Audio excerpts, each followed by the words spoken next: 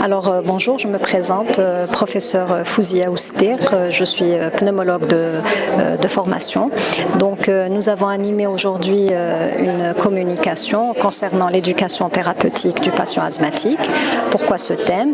Parce qu'en fait, l'éducation thérapeutique, ce sont des mesures d'accompagnement qui visent à développer les connaissances du patient et ses compétences. C'est-à-dire quoi? C'est-à-dire à un certain moment, le patient asthmatique pourra autogérer lui-même sa maladie. Pas seul, bien sûr, qu'il y a toujours les professionnels de santé qui seront derrière lui, mais s'il fait une exacerbation, s'il a un symptôme particulier, il saura à quel moment prendre un traitement par rapport à un autre. Là, c'est très très important de faire la différence. Vous savez que la maladie asthmatique, d'abord par définition, c'est une maladie inflammatoire. Il y a une inflammation chronique des voies aériennes. Donc le traitement de fond est représenté par des corticoïdes inhalés. Pourquoi corticoïdes inhalés? Parce qu'en fait, c'est un traitement anti-inflammatoire. Le traitement de secours, c'est quoi? C'est un traitement qui va en fait, qui s'adresse à un symptôme qui est la crise d'asthme. C'est à partir du moment où on fait cette gêne respiratoire, on prend un traitement de secours.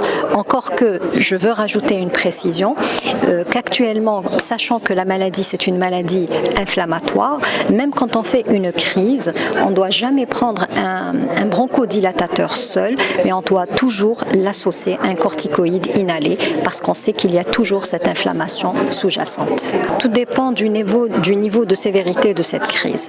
Donc c'est ça le but en fait de l'éducation thérapeutique. Si c'est une crise légère, il pourra gérer lui-même en augmentant la dose de ces corticoïdes inhalés et en l'associant avec des bronchodilatateurs de courte durée d'action, c'est bon.